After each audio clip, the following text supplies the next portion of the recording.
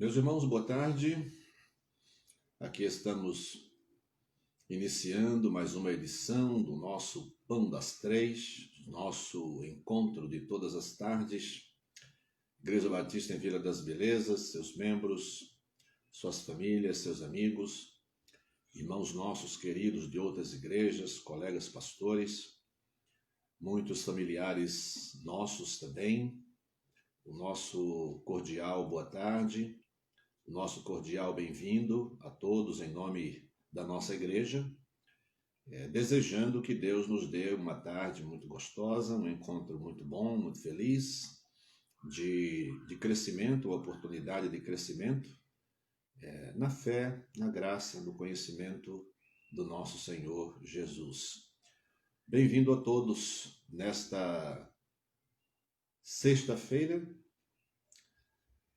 em que nos preparamos aí para o final de semana, em tempos não tão idos assim, mas meses atrás, estaríamos todos nos preparando para o nosso encontro de alegria, de festa, no templo, mas estamos assim nos encontros virtuais, até que Deus, de acordo com a sua santa e perfeita vontade,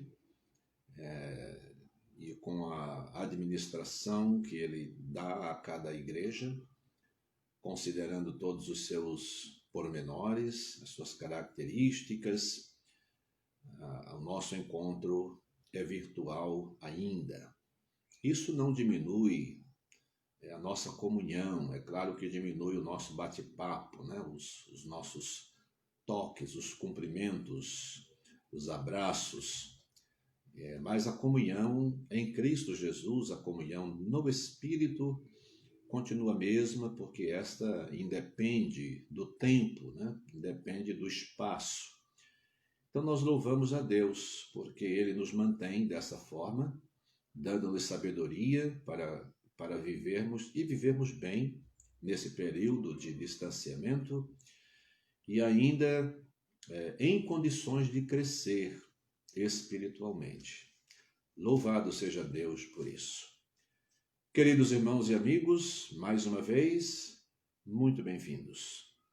Nós estamos estudando em nossa live, em nossas lives, comigo. Estamos estudando alguns temas do Apocalipse.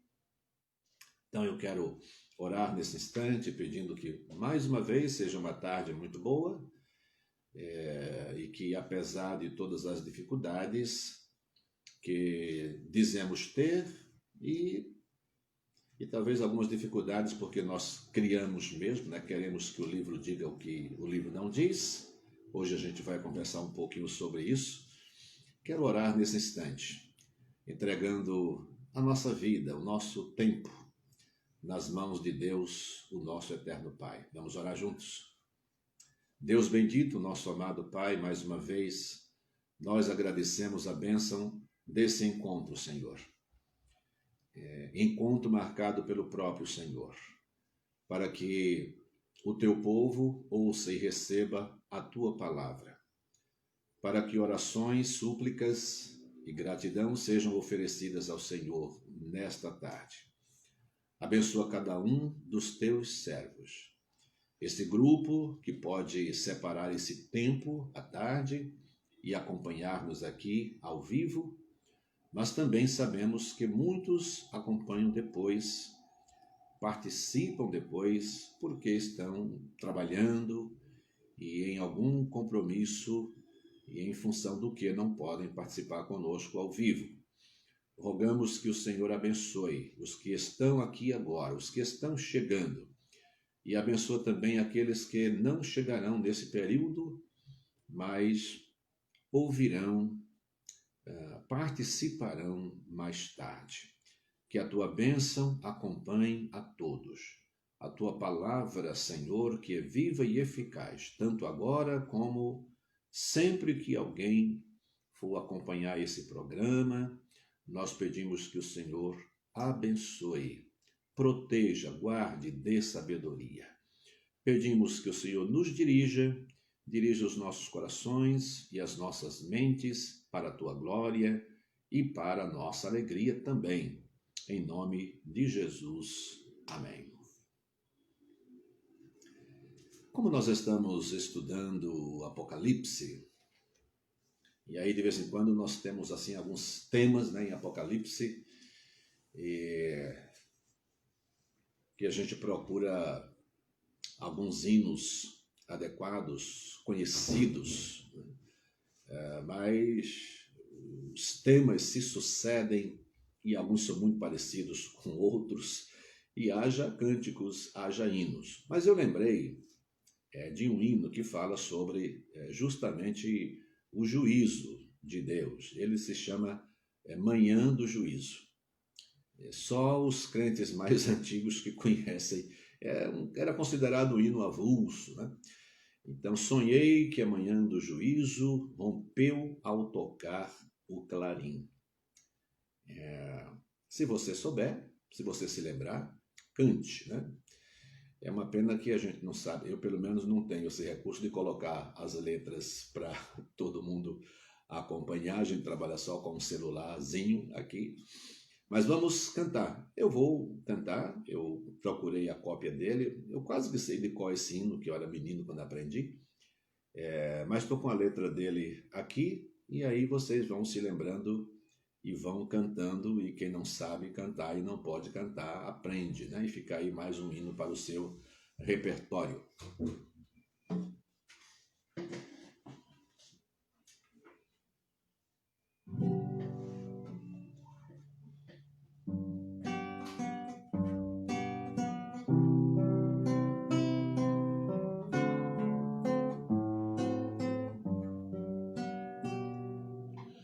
Sonhei que a manhã do juízo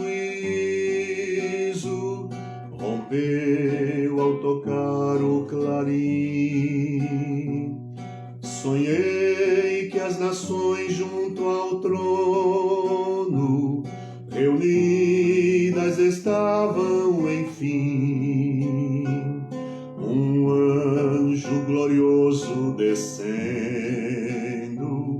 se pôs sobre a terra e o mar, a mão para o céu apontando,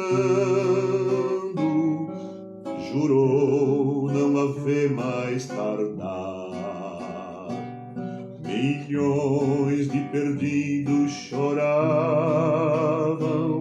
em clamor, tristezas e ais. As rochas bradavam e aos montes, mas era tarde demais.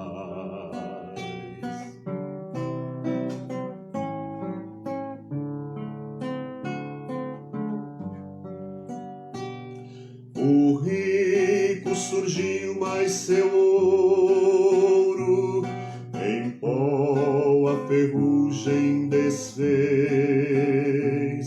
A conta com Deus contraída é grande demais desta vez. Estavam ali poderosos, não tinham contudo poder.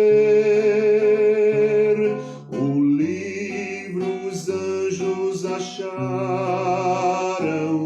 nenhuma grandeza conter. Milhões de perdidos choravam, em clamor, tristezas e ais. As rochas bradavam e aos montes, mas era tarde demais.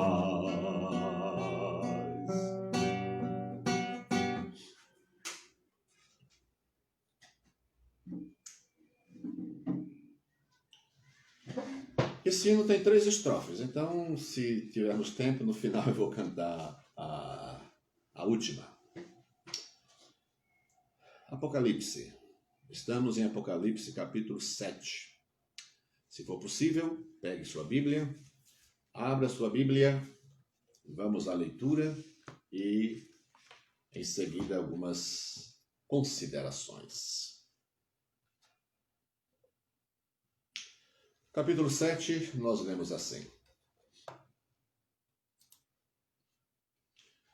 E depois destas coisas, vi 4 anjos que estavam sobre os 4 cantos da terra, retendo os 4 ventos da terra, para que nenhum vento soprasse sobre a terra, nem sobre o mar, nem contra árvore alguma.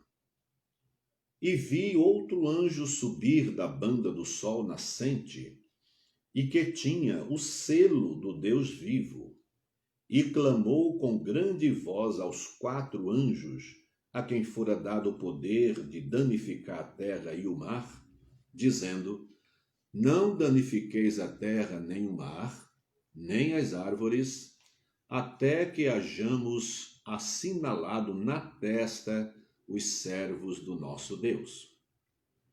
E vi o número dos assinalados, e eram 144.000 assinalados, de todas as tribos de Israel. Da tribo de Judá havia 12.000 assinalados. Da tribo de Ruben, 12.000. Da tribo de Gade, 12.000. E da tribo de Aser, 12.000. Da tribo de Naftali, 12.000. Da tribo de Manassés, 12.000. Da tribo de Simeão, 12.000. Da tribo de Levi, 12.000. Da tribo de Issacar, 12.000. Da tribo de Zebulon, 12.000. Da tribo de José, 12.000. Da tribo de Benjamim, 12.000. Depois destas coisas olhei, e eis aqui uma multidão, a qual ninguém podia contar, de todas as nações e tribos e povos e línguas, que estavam diante do trono e perante o Cordeiro, trajando vestes brancas e com palmas nas suas mãos. E clamavam com grande voz, dizendo: salvação ao nosso Deus, que está sentado no trono, e ao Cordeiro. E todos os anjos estavam ao redor do trono, e dos anciãos, e dos 4 animais, e prostraram-se diante do trono sobre seu rosto, e adoraram a Deus, dizendo: Amém, louvor e glória, e sabedoria, e ações de graças, e honra, e poder, e força ao nosso Deus para todos sempre. Amém.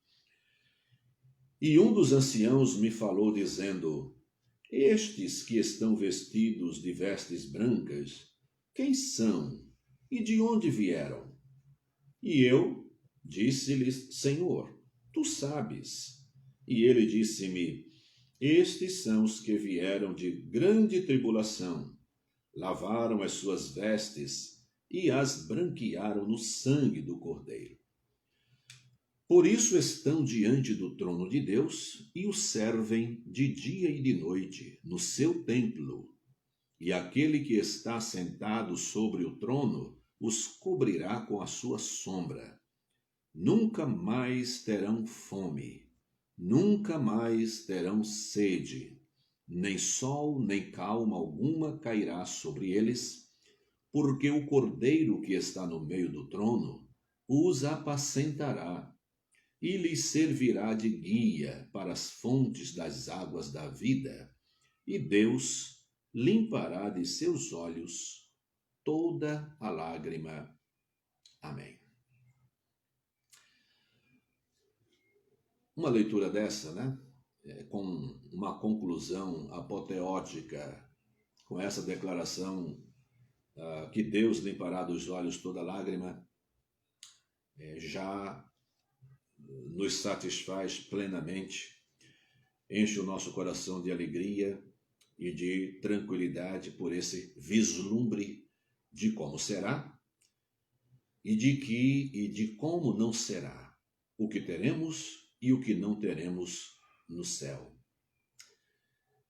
Vamos lembrar algumas coisas apenas para a gente nos situar, né? Não ficar assim um tema deslocado, né? Sem nenhuma ligação com o que veio antes e com o que virá depois. No capítulo 6, nós lemos e conversamos sobre a abertura dos 6 primeiros selos. Os selos são juízos de Deus. Os 6 primeiros, quando a gente passa a observar, eles incidem diretamente sobre pessoas, necessidades, situações de pessoas. E ele vem crescendo, né? O 6º selo, quando ele é aberto, e acontece aquela cena de ricos, homens poderosos e tudo mais, tiveram pânico do dia da chegada da ira, do dia da ira de Deus. E o capítulo 6 termina com esses homens pedindo para que os montes caiam sobre eles. Nós até consideramos uma coisa assim absurda, né? Em meio ao desespero, e mesmo assim os homens não oram a Deus, eles preferem pedir para que os montes, que não conseguem ouvir ninguém, mas passaram a vida inteira orando e clamando para deuses que também não ouvem, que diferença fará isso agora, né?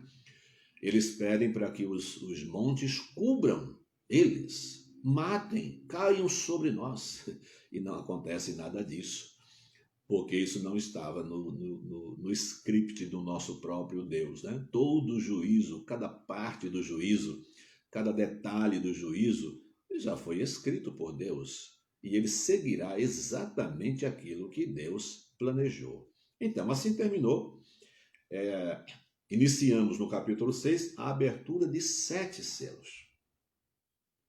E chegamos ao 6º selo. Falta um selo ser aberto. Mas antes desse selo ser aberto, parece-me que Deus resolve fazer uma pausa e mostrar a João algumas coisas que são interessantes para João. Eu, lendo esse texto e pensando, eu falei, João já tinha caído, né? Algumas vezes. Ele se sentiu muito fraco e caiu, foi ajudado, foi levantado pelo anjo. E já ficou desnorteado, já quis adorar os anjos também. Os anjos, não, eu sou teu conservo, não faça tal. Esta visão, a sublimidade dessa visão, né, para o velho João, era demais, né? E Deus sabe disso. E antes de abrir o 7º selo, há uma espécie de pausa aqui.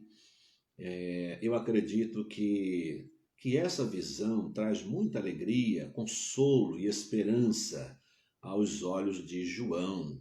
E ele é fortalecido com esta visão, né? Deus mostra para eles que, apesar de todo esse desfecho que vem acontecendo do juízo de Deus, Deus faz questão de mostrar aos seus servos a situação de segurança dos seus servos. O juízo de Deus é tremendo, é forte, né? Sobre toda a impiedade e todo o impiedoso.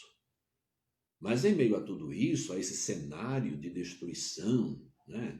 De morte, de fome, de peste, de guerras, e de clamor, de gritos, vindo da parte dos não remidos ou não redimidos, é uma visão espantosa. E aí agora Deus traz a João uma visão muito boa e necessária do que não vai acontecer na vida de alguns e do que vai acontecer na vida de outros, né? Então, é interessante. E porque acho que se a coisa continuasse sem esse pequeno intervalo, eu não sei como João resistiria, porque estamos ainda para abrir o 7º selo. E os desdobramentos do 7º selo, né, que começam aí no capítulo 8, e todo o desdobramento disso é uma coisa espantosa, né? Estamos tratando aqui do juízo de Deus que vai até o capítulo 19. Aqui vai até o capítulo 19 só falando do juízo de Deus. E nós louvamos a Deus por isso, né? Nós pregamos sobre a justiça de Deus, nós pregamos sobre o juízo final e não vamos nos espantar, né? Porque o juízo vai acontecer de fato. É o que nós esperamos, é o que nós cremos. E agora, esse capítulo 7 como uma espécie de intervalo, mostrando algumas coisas. E aqui também, nesse capítulo 7, né? Que é um capítulo de descanso, uma revelação de descanso, de tranquilidade para os filhos de Deus, para os crentes. Justamente aqui aparecem algumas coisas que têm trazido muita inquietação, dúvidas, perguntas demais, né? Porque aqui aparece esses 144 mil. Mas vamos estabelecer uma coisa para que o nosso estudo, a nossa reflexão seja tranquila. Para que um estudo seja tranquilo, né, nós precisamos assumir algumas posturas. Então vamos pensar no seguinte: vamos olhar para o que o capítulo 7 nos mostra, tá bom? O que é, essa é a pergunta, o que é que o capítulo 7 nos mostra? E nós vamos olhar e vamos procurar entender aquilo que ele nos mostra. O que ele não nos mostra, seguramente deve estar dentro daquele texto que todos nós conhecemos, Deuteronômio 29, 29. Né? Acredito que a grande maioria dos crentes conheça, porque lá diz: as coisas reveladas são para nós e para os nossos filhos. As coisas encobertas são para o Senhor. Então as coisas reveladas são nossas. Aquilo que Deus não nos revela, mesmo no livro das revelações, mas o que ele não nos mostra, nós não precisamos passar a vida inteira tentando enxergar aquilo que não está na revelação. Agora, os 144 mil estão. Mas então a gente poderia começar pensando exatamente assim: o que é que esse texto nos mostra? Então vamos enumerar, né? E é em cima desses itens que nós vamos pensar. Ele começa mostrando anjos, no versículo 1. No versículo 4, ele mostra os 144 mil selados, com selo. No capítulo 1, ele mostra anjos e mostra o anjo que tem o selo de Deus para selar. Esses que vão ser selados, que são 144 mil. Depois, no verso 9 e 10, o capítulo nos mostra uma grande multidão. E em seguida, um louvor, né, extraordinário no céu, no trono de Deus. E aí vem a pergunta que um próprio anjo faz a João, e João não sabe. Olha só. Quem são estes? João não sabe, não sabia.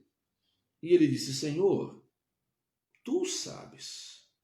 Quer dizer, Senhor, eu não sei, quem sabe é o Senhor. E aí nós temos a indicação de que aqueles são os que vêm de uma grande tribulação. Esses são os pontos que nós observamos. Não é isso mesmo? Então, vamos lá. Mas vamos pensar só nisso que ele revela. Depois destas coisas, vi 4 anjos que estavam sobre os 4 cantos da terra. Olha a intensidade do juízo de Deus e o que está por vir ainda, não? Os 4 anjos estão nos 4 cantos da terra. Aí as pessoas se preocupam, né? Assim, mas a terra não é redonda, né? As pessoas levantam até esse tipo de pergunta. Como é que esses anjos estão em 4 em 4 cantos se a terra é redonda? Então, claro, né? Nós estamos trabalhando aqui com simbolismos, né? com figuras. Algumas coisas são literais, mas Apocalipse trabalha muito com figura. Se existe uma coisa que pode expressar a totalidade da Terra, são os pontos cardeais, né? A gente usa tanto essa expressão de norte a sul, de leste a oeste. Com isso, nós queremos dizer, se a gente se refere ao Brasil, é o Brasil inteiro. Se refere-se à Terra, é a Terra inteira. Então, a destruição estava para acontecer, né? O juízo de Deus para ser derramado em toda a terra. Por isso, 4 anjos nos 4 cantos da terra. Essa é a intenção do texto, né? E eles estavam retendo os 4 ventos, para que nenhum vento soprasse sobre a terra, nem o mar, nem contra árvore alguma, até que recebesse a autorização de Deus. Antes de uma destruição total, Deus coloca aqui uma espécie de interlúdio, né?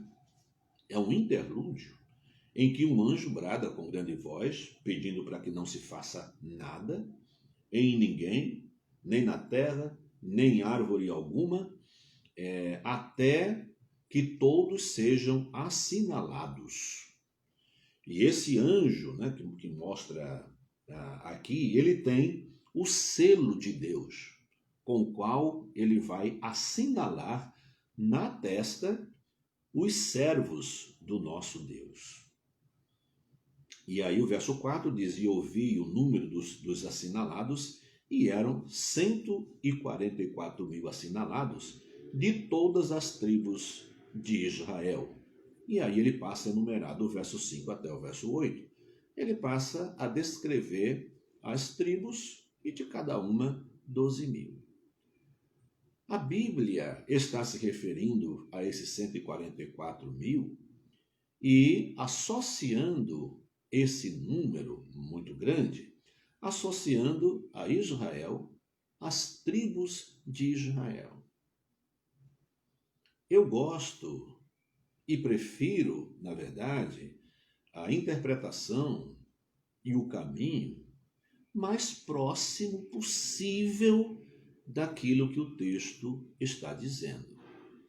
E o texto está dizendo que esses 144 mil se refere a Israel e às tribos de Israel. Então não adianta a gente fazer outro tipo de pergunta, a não ser que a nossa intenção seja mesmo especular, né? Mas não é o meu caso.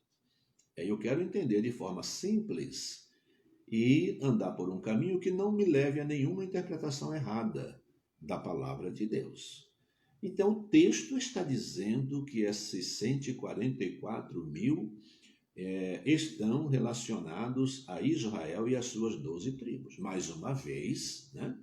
Mais uma vez, a gente vai entender que o texto não está quantificando. Quer dizer, a gente não pode sair por aí dizendo que Deus só vai salvar, né? Que só serão salvos 144 mil de toda a tribo de Israel. Mas ele pega um número volumoso, significativo, né, dentre os números, para mostrar uma quantidade muito grande, uma grande multidão que será salva do povo de Israel. Tem que ser Israel, porque vocês se lembram, né? Nós mostramos aqui as visões, até porque em seguida, logo em seguida, já vem a visão de uma grande multidão de salvos. Então, não adianta a gente querer misturar. Ali é uma referência a Israel. Eu prefiro interpretar dessa forma, porque eu não estou saindo do texto, eu não estou querendo trazer outras possibilidades. E a Bíblia está realmente explicitando que esse número, 144 mil, pertence a Israel. Ora, Israel é o povo de Deus.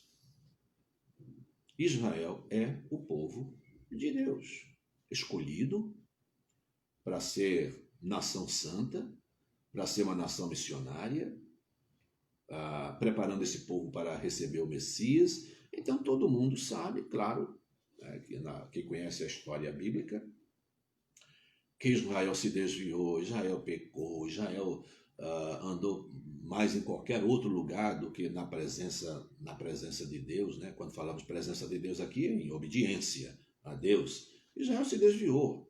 E aí no Novo Testamento, Paulo vai trabalhar muito bem isso em Romanos, dizendo que Deus, ele faz uma espécie de enxerto, né, na árvore, cortando o tronco, as raízes ficam, ele corta o tronco que é Israel e coloca os gentios, que é a dispensação da graça, né? A porta da graça se abre para os gentios e vivemos isso ainda. Agora, não são poucas as pessoas, são muitas pessoas que, interpretando a Bíblia, compreendem que haverá um momento em que o povo de Israel, hoje já há muitos convertidos, sem dúvida nenhuma, né? Mas haverá um período em que quase que em massa, né, haverá uma conversão do povo de Israel. Certamente uma atribuição aqui a esses homens, das tribos de Israel, judeus que serão salvos em Cristo Jesus. Porque alguns ainda costumam dizer, não, esses aqui são aqueles que obedeceram à lei, que nunca se desviaram, que guardaram, que não comeram certas comidas, que guardaram certos dias e etc. Esse texto não está dizendo nada disso.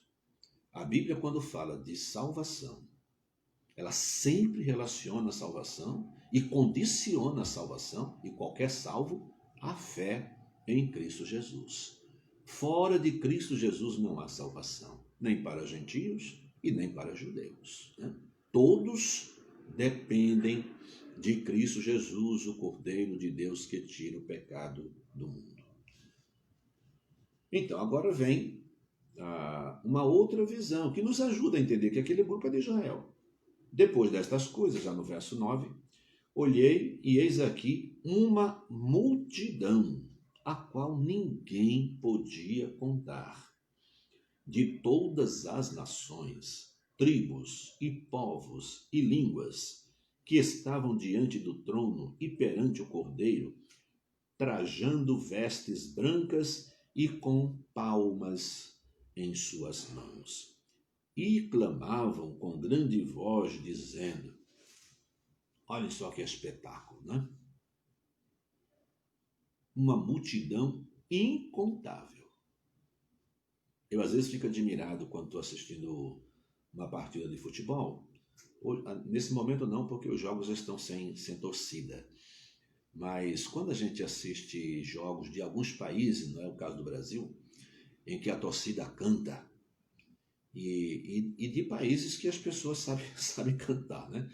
Ouvir no estádio de futebol brasileiro as pessoas cantando é uma tristeza, né? Para ter noção disso, basta ouvir em qualquer festa os brasileiros cantando parabéns para você.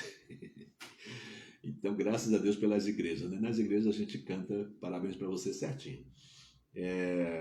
Mas eu fico impressionado. Futebol argentino, né? O futebol argentino é impressionante, eu acho. A torcida, durante o jogo inteirinho, ela fica cantando o hino do seu clube. E eles cantam muito melhor do que nós, né? Porque são afinados. E a gente, né? A gente fica chorando por isso. Então, agora você imagina, num estádio de futebol muito grande hoje, quase não tem estádio com mais de 100 pessoas hoje em dia, né? A gente já teve, mas os estádios foram modificados, por um cartão de segurança e tal. O Maracanã, por exemplo, já comportou 200 mil pessoas. Olha só. E clamavam com grande voz. Aqui nós temos um número incontável. E essa multidão, e como não há imperfeição no céu, essa multidão todinha sabe cantar direito.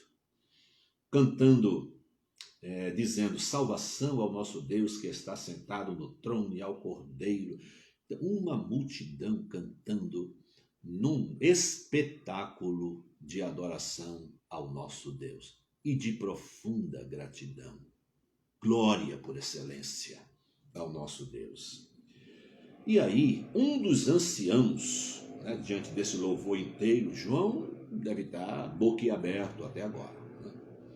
Um dos anciãos se dirige a João dizendo: estes que estão vestidos de vestes brancas, quem são e de onde vieram?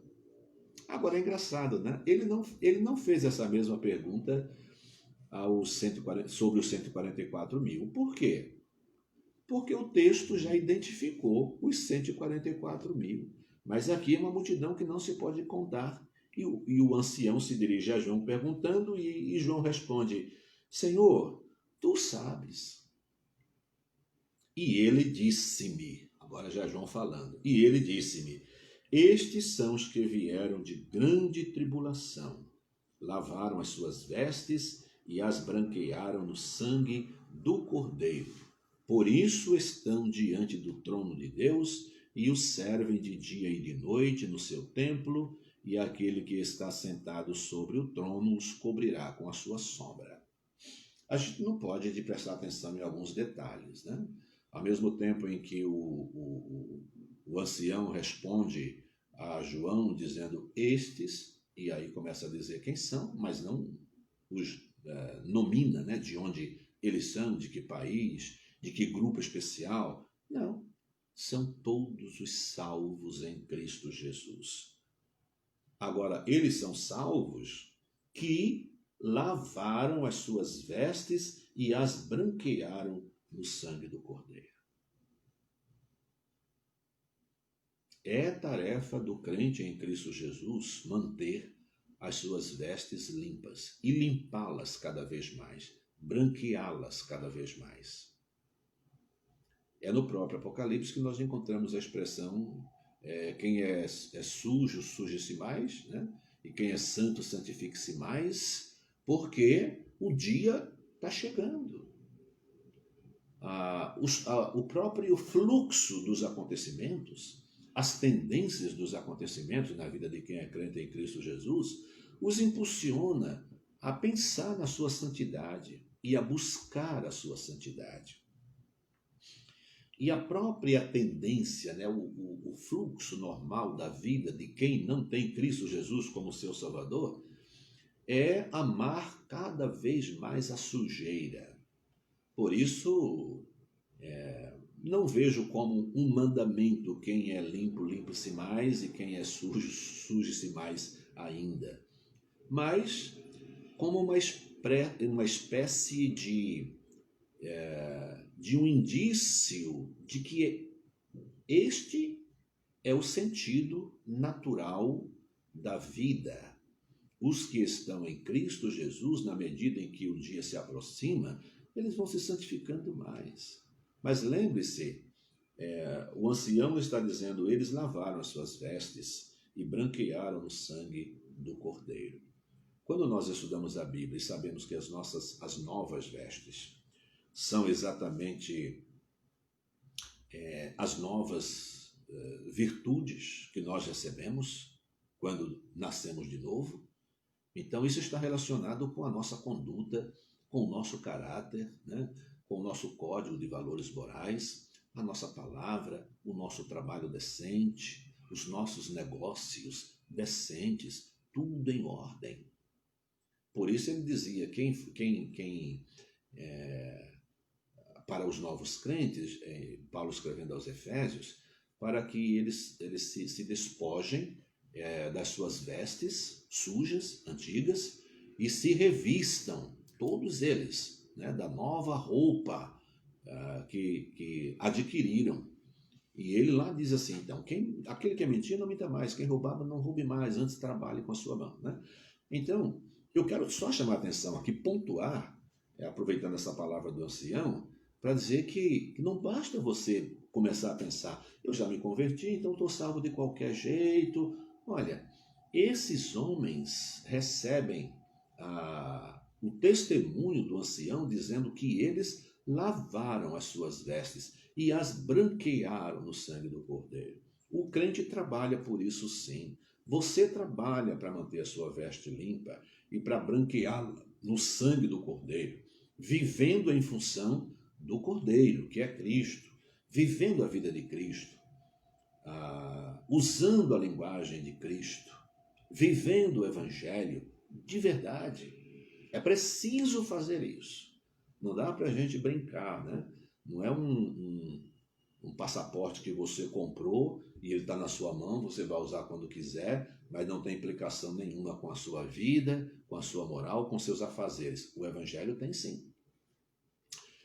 E o ancião diz, por isso, por esta razão, porque eles venceram a tribulação, lavaram suas vestes no sangue do Cordeiro e as branquearam.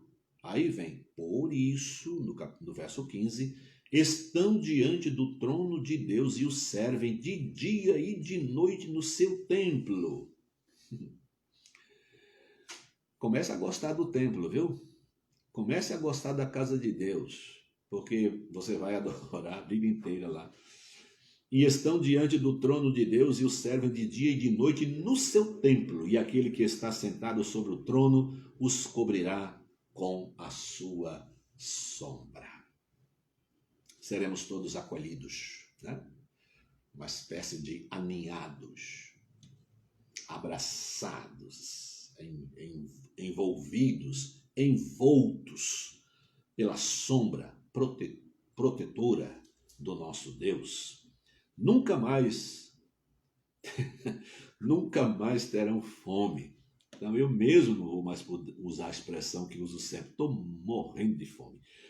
Nunca mais terão sede, nem sol, nem calma, quer dizer, nem sombra, né, alguma cairá sobre eles, porque o Cordeiro que está no meio do trono os apacentará. Nós vamos receber a comida, o apacentamento do próprio Cordeiro de Deus, que é Cristo. Não dá para jogar isso fora, né? E lhe servirá de guia para as fontes das águas da vida. Seremos conduzidos às fontes das águas da vida pelo próprio Cristo Jesus. E Deus limpará de seus olhos toda lágrima.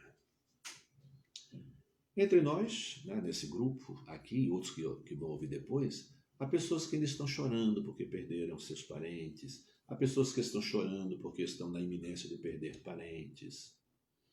E nós vamos chorar em algum tempo aí para frente porque vamos perder parentes. Mas então aqui, a Bíblia já nos projeta para um período em que Deus limpará de nossos olhos toda lágrima. Não haverá fome, nem sede, nem dor, nem doença, nem separação alguma no grande trono e no santuário do nosso Deus. Aqui tivemos um intervalo, né, entre o sexto selo e o sétimo. O sétimo está para ser aberto. Mas o desdobramento do sétimo selo. Então nós vamos, no nosso próximo encontro, vou tratar da abertura do sétimo selo. E ele começa assim, só para a gente ter uma prévia, né? uma canjinha aqui. E havendo aberto o sétimo selo, fez-se silêncio no céu quase por meia hora. É mole isso? O que será que vem? Deus nos abençoe. Deus nos guarde. Deus nos conduza sempre em sua santa e sábia direção. Vamos orar, né? Vamos lembrar aqui dos nossos pedidos de oração. A secretária já trouxe aqui os pedidos, as anotações. Nós estamos orando, né? Semana passada ainda, eu acho, houve um pequeno acidente, né? Aparentemente um pequeno acidente com a Andréia Volpe, a nossa dentista, nossa irmã em Cristo, e ela furou o dedo, continuou trabalhando e tal, aparentemente era uma coisa que ia doer e tal, alguma infecçãozinha e tal, mas ela continua sofrendo. E ontem, na minha comunicação com ela, nós falamos que iríamos intensificar a nossa oração. Tá? Por quê? Porque ela precisa da mão dela perfeita, ela precisa do dedo dela Ela é cirurgiã, dentista. Então, oremos para que Deus conserve a sua mão perfeita, o seu dedo, repreenda essa infecção que é forte, né? Então, por favor, Andréia Volpe, o nome dela, ore por ela, tá? Vocês todos que estão aqui em São Paulo, outros estados, outros países, né? Nossos queridos irmãos nordestinos que acompanham também aí, minha família querida, eu quero que você ore pela Andréia Volpe. A Priscila aqui é a Andriguete, ela pede oração também pelo Ronald. Continuamos orando por Moisés e Severino, né, que são pedidos da Juraci. Continuamos orando pelo Wagner, que é cunhado da Vone. Continuamos orando pelo Márcio, que foi visitado e sendo trabalhado pelo Eudes, parece que pelo João Paulo também. A mãe da Paula, o Carmino, Tilson, Ete, Giuseppe, Guilherme, que são nomes mais antigos, mas vamos sempre lembrar, Tata, Wilson. Eu vi o nome do Wilson aqui. Eu não posso mexer porque senão pode desligar. Mas eu acho que eu vi o nome do Wilson aqui. A Tata, o Wilson, Gabriel, Irailda, orar pelos idosos, orar pelas famílias enlutadas. E aí a gente lembra da Sueli Rosa, né? A família da irmã Sueli, a Gildeni e a Tina, orar pelos desempregados, orar por nossa pátria, pelo Brasil, e uma nova onda do vírus, né? da pandemia na Europa, e que tem assustado, né? o resto do mundo também. Então a gente precisa continuar com todas as precauções, né? O que aconteceu lá pode acontecer aqui. O que aconteceu primeiro para lá e veio para cá. Agora, uma segunda onda fortíssima lá na Europa, pode haver uma segunda onda aqui. A gente está nessa fase em que os números estão sendo reduzidos. Mas não é hora de celebrar nada ainda, né? Nem de fazer festa e nem de ir para a gandaia. Então é hora da gente continuar se protegendo, mantendo as coisas em ordem, tá bom? E orar por uma vacina, né, que deveria ser. Essa vacina aí também é brincadeira, né? Coisa de piada. Ninguém quer vacina da China, queremos uma vacina brasileira. Tem brasileiro que diz assim: eu só vou me vacinar se a vacina for brasileira, né? Bom, eu quero uma vacina que tenha sido testada, né, aprovada. Então pode vir quente, que eu estou fervendo aqui para receber a vacina sem problema. Queridos irmãos, vamos orar por esses queridos irmãos, por nossa igreja.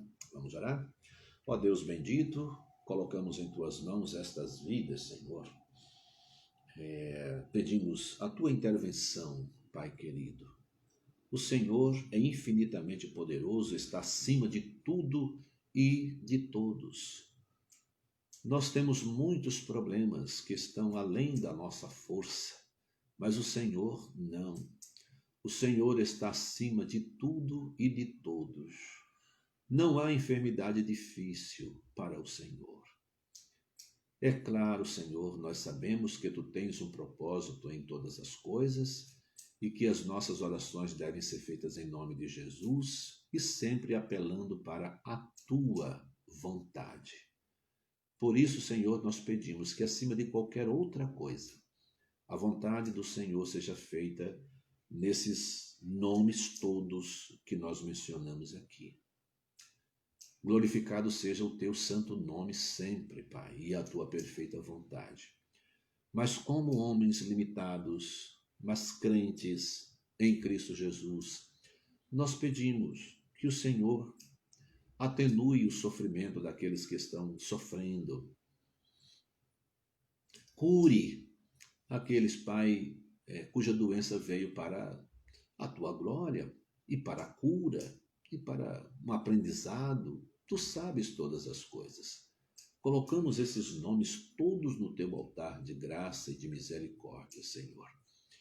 Pedimos a bênção do Senhor sobre as famílias enlutadas, os irmãos que estão hospitalizados e os que estão se tratando, mas ainda sofrendo em casa, receberam alta, mas ainda com um desafio muito grande. Pedimos que o Senhor abençoe os idosos, os irmãos que trabalham em hospitais, em clínicas, laboratórios, em segurança. Pedimos a tua proteção para esses nossos irmãos.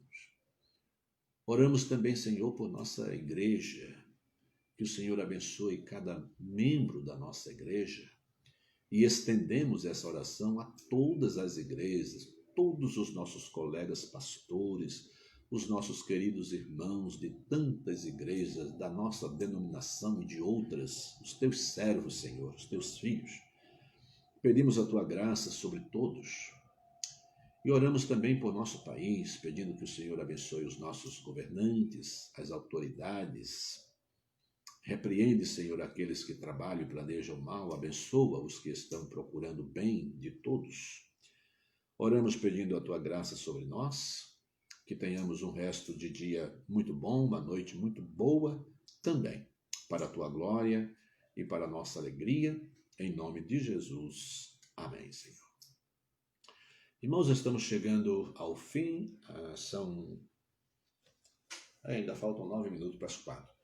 Eu falei sobre a última estrofe. A última estrofe daquele hino diz assim, olha: vi muitas viúvas e órfãos, vi ébrios e homens do mal, também quem se enriquecera vendendo bebida fatal.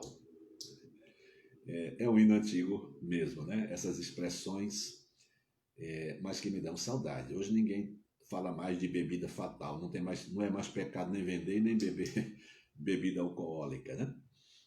Daqueles que a Deus procuraram, o anjo seu pranto enxugou. Aos nécios, perversos, impuros, a estes, porém, condenou. É a última estrofe. Vamos cantar, né?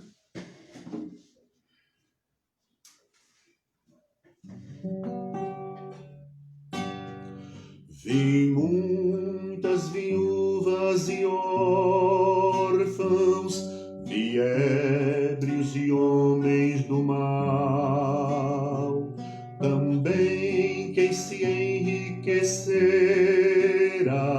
vendendo bebida fatal, daqueles que a Deus procuraram, o anjo seu pranto enxugou. Aos nécios, perversos, impuros, a estes, porém, condenou. Milhões de perdidos choravam, em clamor, tristezas e ais. As rochas clamaram e aos montes, mas era tarde demais.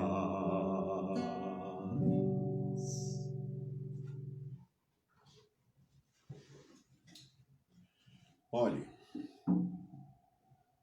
não é tarde demais, né? Ainda vivemos um bom tempo. E ainda a oportunidade se coloca diante de cada um de nós, de cada pessoa. A oportunidade de se arrepender dos pecados, de receber Cristo Jesus, novo nascimento, e de começar a lavar as suas vestes e embranquecê-la no sangue do nosso Senhor Jesus Cristo. Paz para você também, pastor Jefferson. Deus abençoe, viu? Que bom tê-lo conosco. Ainda há tempo oportuno, porque a misericórdia de Deus continua estendida.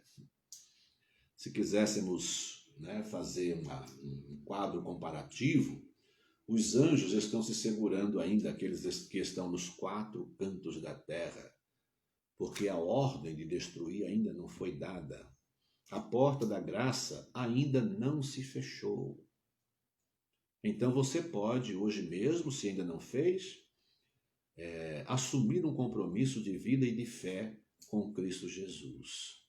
Porque esta é a condição sem a qual não há salvação, nem para judeus, nem para gentios, nem para ninguém. Mas em Cristo Jesus, pela fé em Cristo Jesus, não há etnia, não há ordem social que nos afaste da salvação e de Deus, somente a incredulidade afasta o homem de Deus. Mas quando abrimos o nosso coração para crer, vem a fé e ela traz e enseja tantos desejos no nosso coração de obediência, de fazer a vontade de Deus, de louvá-lo, de proclamar o seu santo nome, né? São sinais de que a gente realmente recebeu Cristo Jesus como Salvador. Quem recebe Jesus em uma nova vida não fica aí impassível para o resto da vida. Ah, estou salvo, eu não quero saber de igreja, nem de evangelho, nem de leitura bíblica, nem de crescimento espiritual. Isso não vale. Meus queridos irmãos, estamos encerrando mais uma edição do nosso Pão das Três. Deus abençoe a todos. Tenham uma boa tarde. Amanhã teremos o pastor Júnior trazendo aqui mais uma edição do Pão das Três. Esperamos encontrar vocês todos. No domingo, às 10h30, no canal do YouTube, Igreja Batista em Vila das Belezas, o nosso culto às 10h30 da manhã e à noite às 19 horas, 7 horas da noite. São os nossos dois cultos no canal do YouTube, né? As nossas lives aqui no Facebook. Deus abençoe, um grande abraço a todos e até amanhã.